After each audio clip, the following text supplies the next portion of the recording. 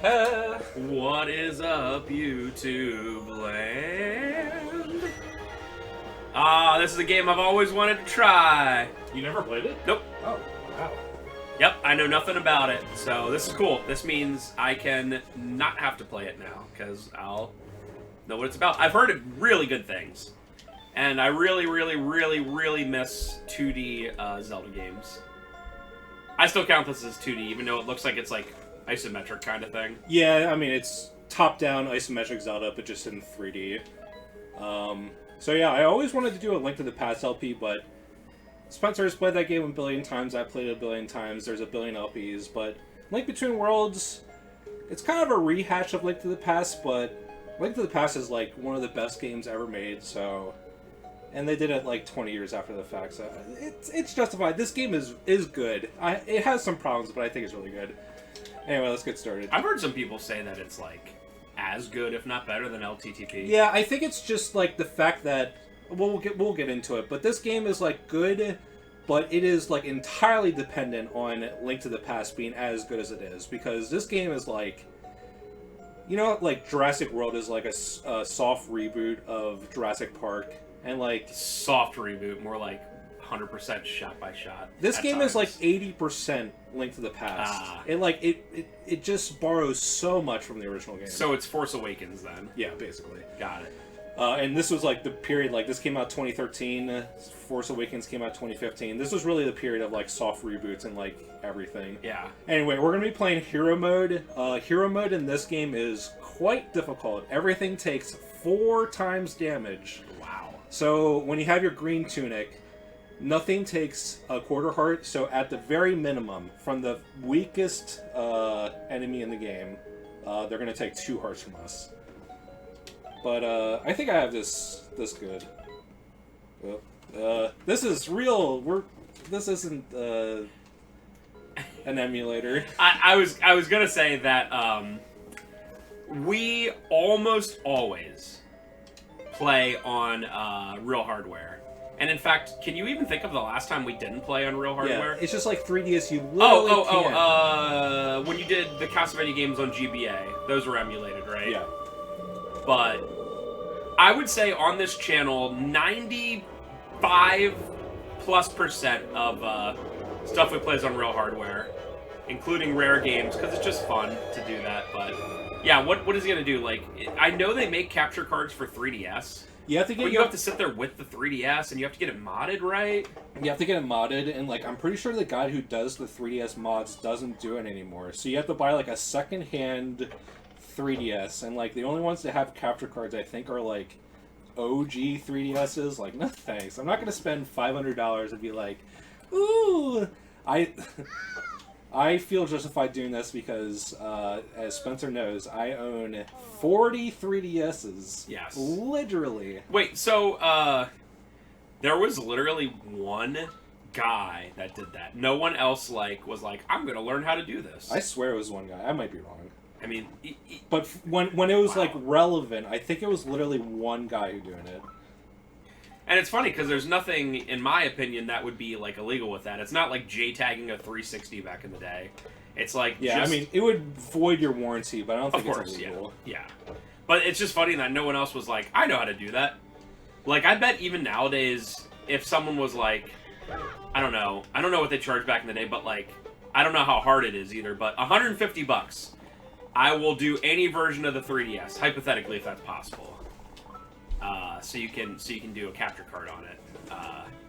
I'm surprised no one does that. Alright, question of the part. What is, I'm going to ask this to Trevor too, what is the most overrated and the most underrated Zelda games? Or Zelda game, whatever. Man, overrated. I know Spencer's probably answer is Ocarina of Time, but I think Ocarina of Time is like a masterpiece. I like Majora's Mask better, but like Ocarina of Time to me is like a 9.9 out of 10. No, actually my answer is going to be Zelda 1. Because, I would agree with Zelda 1. Because people... Here's the thing. I'm sorry, folks. No one's saying Zelda 1 is, like, the best Zelda game, but the general consensus is it's good. And here's my take. Zelda 1 is bad. Now, is it an important game in history? Absolutely. Is it iconic? Absolutely. Is it a good video game? Not even close. The fact that we know all the secrets about it 30, 35 years later, but there are, like in Link to the Past, when there were walls that you had to bomb, it looked different, right? There are so many hidden things in Zelda 1 that you would never, ever be able to figure out on your own without a Nintendo Power or online or whatever.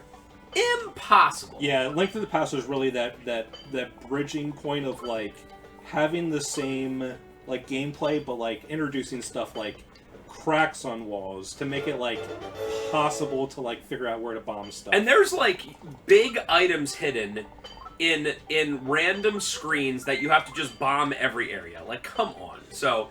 And the other thing about Zelda 1 is that like dungeons are like 90% combat. You just get to a room and there's like 8 enemies. You just have to kill them all, and then it'll unlock a door or give you a key. And that's the big difference in my mind. Other than like the quality of other than the quality of life stuff, the big thing is that Zelda 1 is like almost entirely combat, and the puzzle solving is just like not there. And again, is it an important game? Is it, you know, a great piece of history? Absolutely. But anyone who goes and plays Zelda 1 for the first time and is like, wow, this is a great game. I just think it's all nostalgia from people back in the day being like, remember when we had Zelda? You know, like, that's it. Okay. So I don't know if you agree with that or if you have another choice, but that's my choice for most overrated And Zelda. I feel like the rest of the Zelda series like has its detractors for like every game. It's hard to say that anything is like truly overrated other than Zelda 1 and Ocarina of Time. I never hear people say anything negative about Zelda 1. I never do. Yeah. It's like you can't... I don't know. It's like the unspoken truth. Okay. I want to be a ridiculous detractor and say the most underrated game is Zelda 2, but I'm not going to do that. I do think it's... I think it's overly hated, but it's overly hated. It's still not a great game. It's still not... I would say that it's not even a good game, but it has so many great ideas that they ended up putting into the games later. Okay. My most underrated, by far, I don't think it's even close, because nobody ever talks about them, is Oracle of Ages or Seasons. Whatever one you want to say. I prefer Seasons slightly, because it's more of a combat thing and less of a puzzle thing. But when people are like, what remakes should be made? No one is ever like Oracle of Ages or Seasons. No one really ever talks about them. It's not the most unknown Zelda game. I think the most unknown Zelda game is Minish Cap. I think a lot of people don't even know that game exists, to be honest with you. Yeah, that's a weird one, because it came out like 2005 or 2006 on the GBA, when like the DS is already out for like a year or two, and it was made by Capcom. It could potentially be the worst selling Zelda game. I don't know. I don't have the numbers in front of me. I don't know if there is anything like that. But unless you like count like Triforce Heroes. No, I would count main ones. I wouldn't count Four Swords either, because that's like a side story. All right, thoughts on that most underrated Zelda game?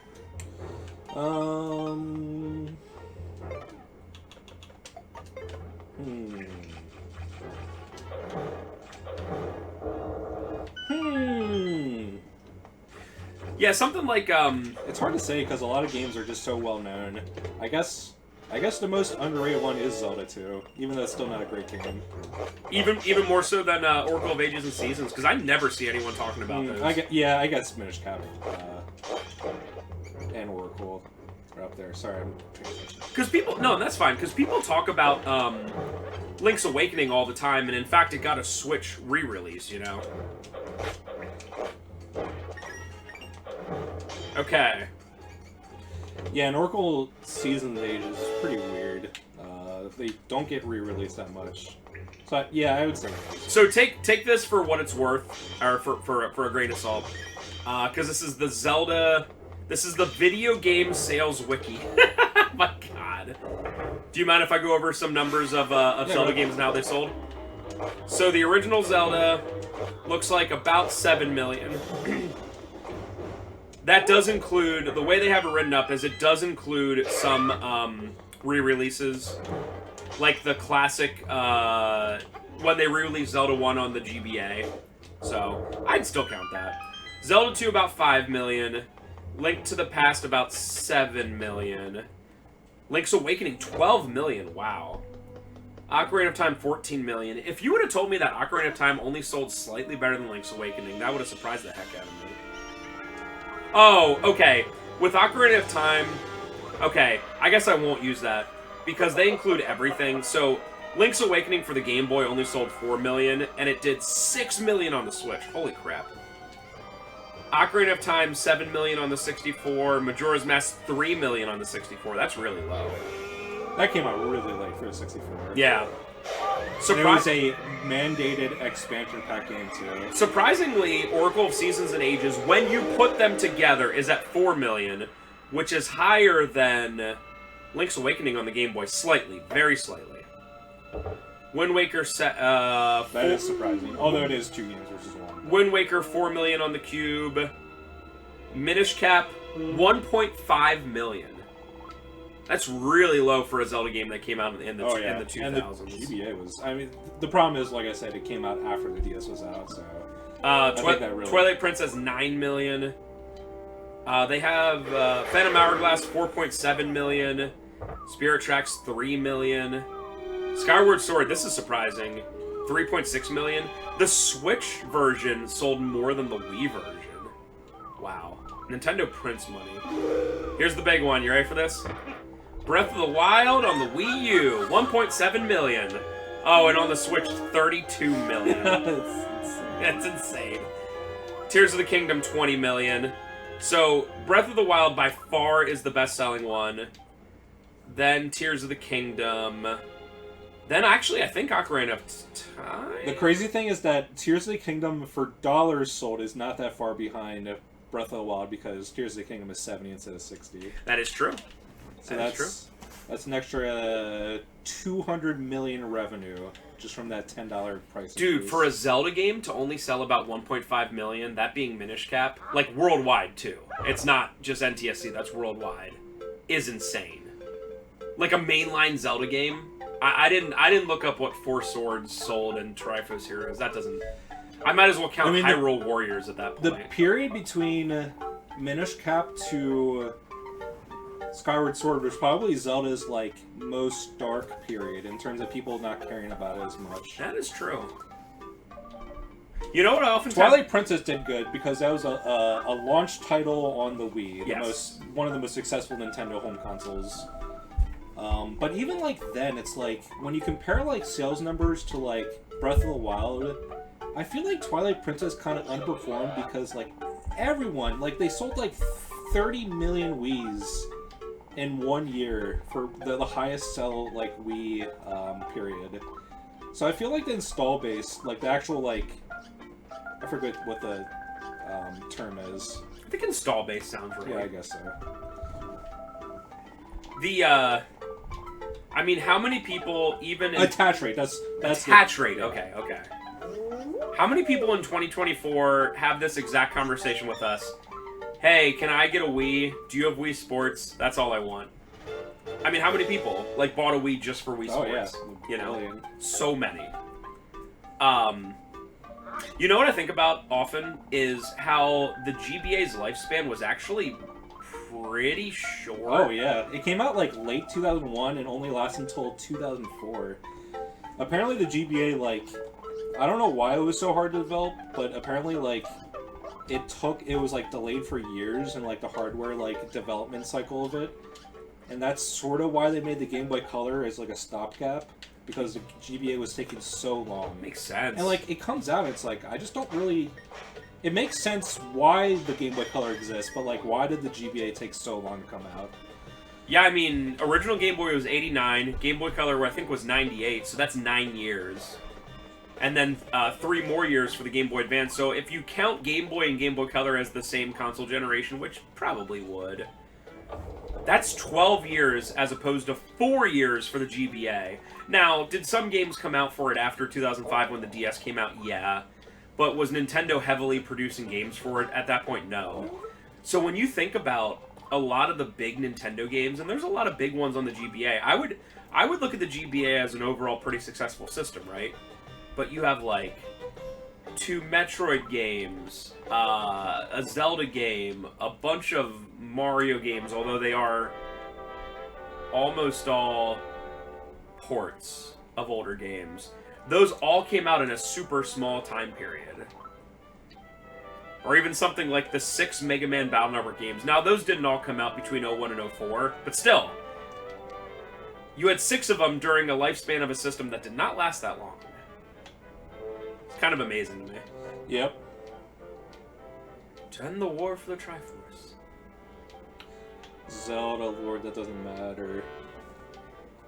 The Demon King Ganon. I've heard of that guy. I think the one thing that's weird about Zelda fans is that they really care about the timeline for some reason. And in my mind, I feel as if the series should have always been like the idea of the same like folklore being told through different voices, which is why like everything's similar but always slightly different, because it's just like people passing on the knowledge. Like just imagine like some guy at a campfire telling his son the story of The Legend of Zelda. Yeah. And that's how I always felt like the series should have been, but then like I think that the game that really ruined everything. There's direct sequels, like Majora's Mask Ocarina of Time, they're direct sequels. And then like Wind Waker has like another, like it's like kind of a direct sequel to Ocarina of Time too. But I feel as if like all the other games, obviously Zelda 1, Zelda 2 are direct sequels. But other than that, I feel as if like the series should have stayed with like that idea of like the same folklore being retold in different ways.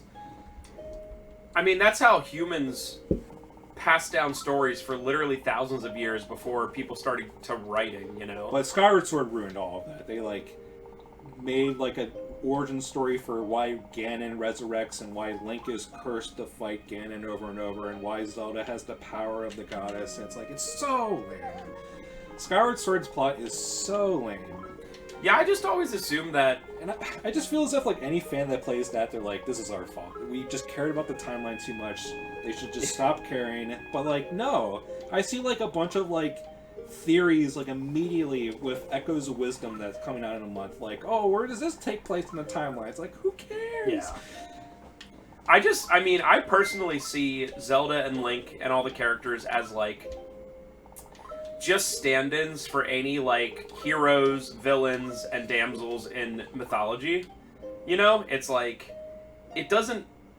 Yeah, the fact that they're named the same characters, Link and Zelda, but it doesn't matter when or where it was. The whole story is that this is a story to be told by any generation.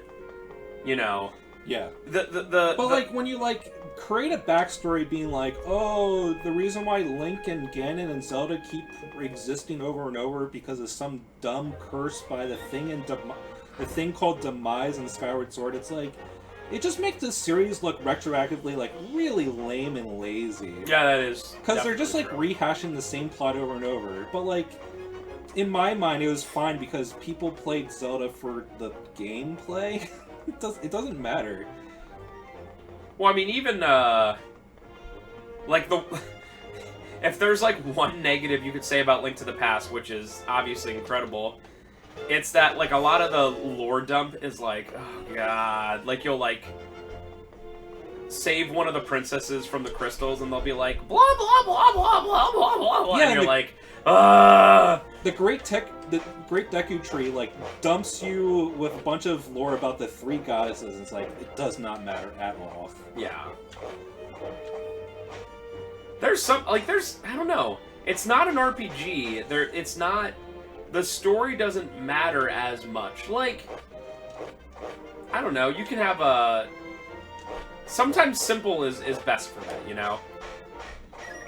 There's an evil, and Link needs to take him down because of reasons. That's why I especially like Oracle of Ages and Seasons, because they're not Ganon, at least till the very end. And essentially, the bad guys are just like, I want to screw stuff up. And then they do. And you're just like, well, you gotta stop this guy because he's, like, messing everything up. And it's like, okay. Ah, wait, you meet him really early.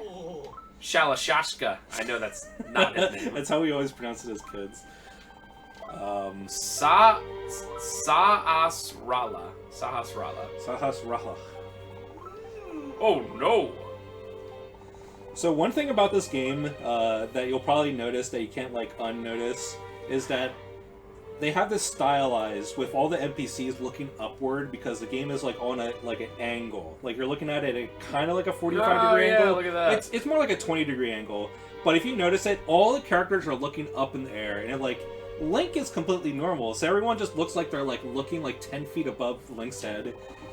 I understand it's a stylistic thing. It's kind of stupid. Well, because otherwise you wouldn't be able to see any of their like faces or anything, or at least not well. But you also can't. Wait, can I see Link for a sec? Because like you can't.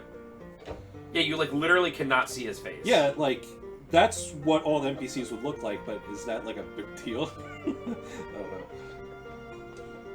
Dude, Kakariko Village.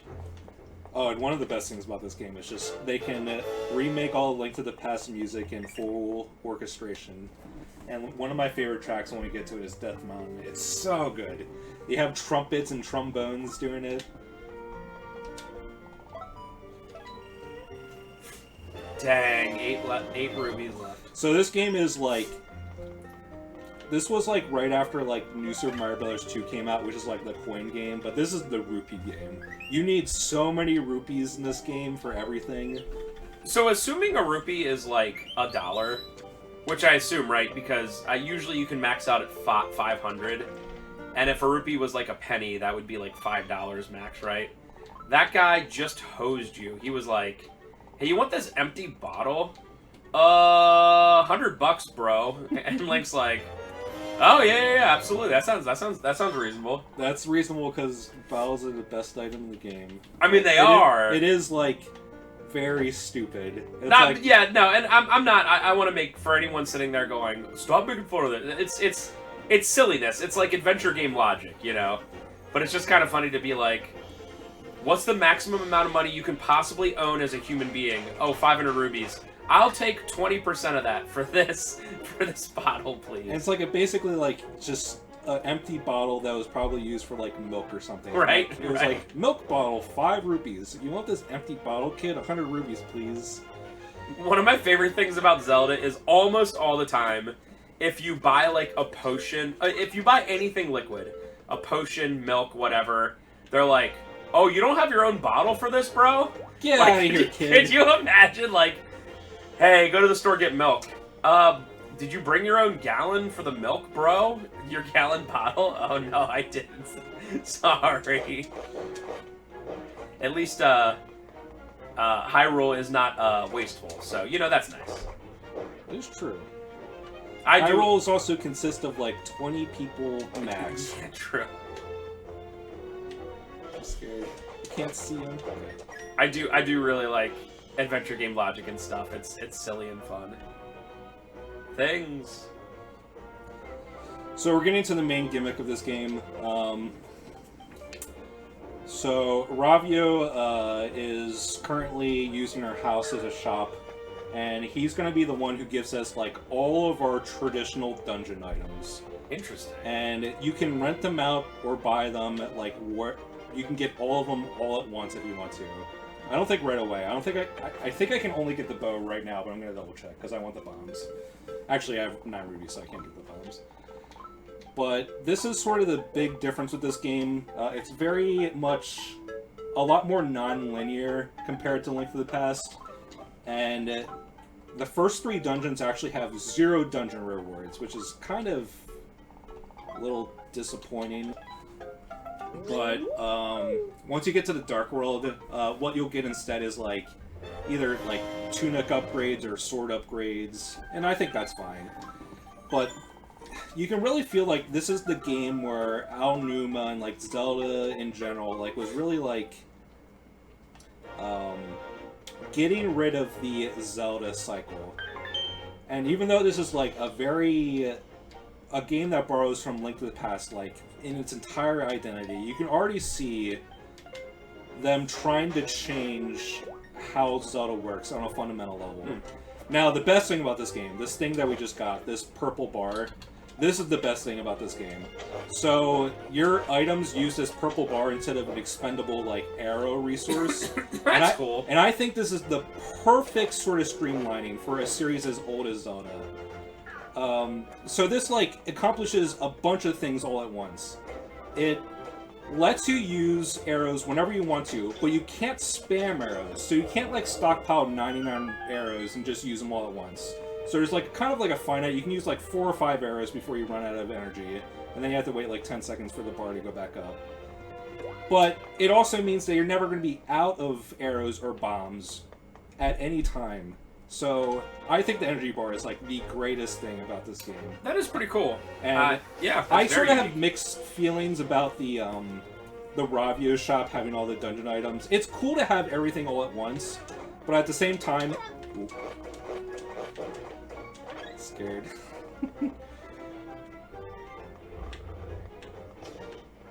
No things. Yeah, I do like that bar thing. That's pretty cool. Yeah, like in terms of streamlining and like getting rid of conventions that made not a ton of sense in the past, but make sense why they existed in the past, I think the energy bar is like the greatest thing. Also, this game is literally Zelda : Animal Crossing, with the way how all the NPCs like react to you. Yes. Like little bars appearing over their head when they like are excited or something, or going like, huh? I understand even the that, models look very like Animal Crossing. right? I understand Zelda characters never talked, but like it just gives me the biggest Animal Crossing vibes.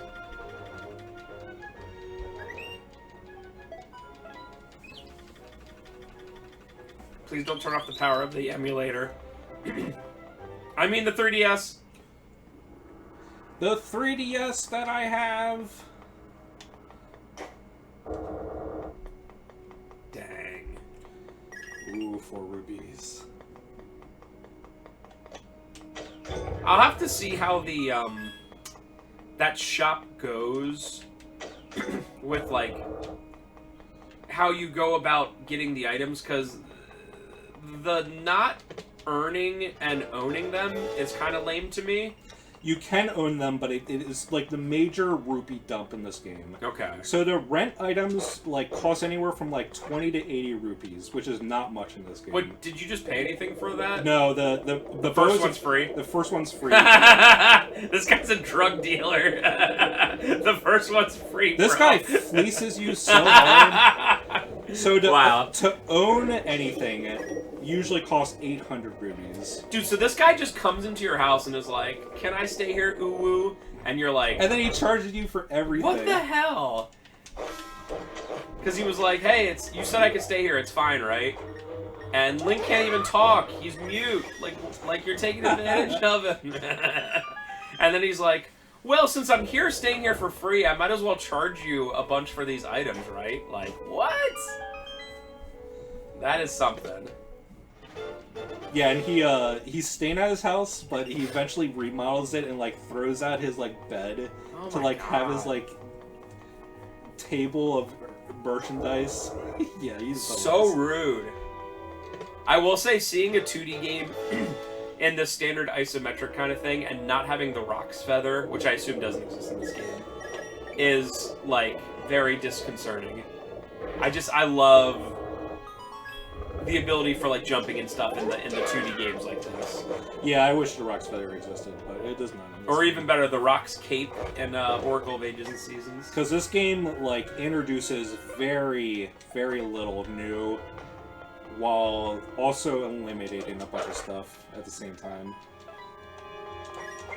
And I think this game exists on like Link to the Past like legacy of being like a very, very good game.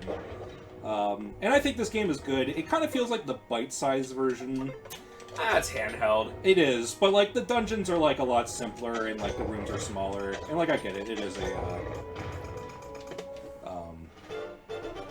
handheld. But that's why like I was like, what? could you imagine if in the first dungeon there was just an easy soft lock thing? They're like, sorry, bro, you're soft locked. Because usually the timer stops once you get the chest. I was like, Oh, yeah. I literally thought I was soft locked for a second. I was like, no way.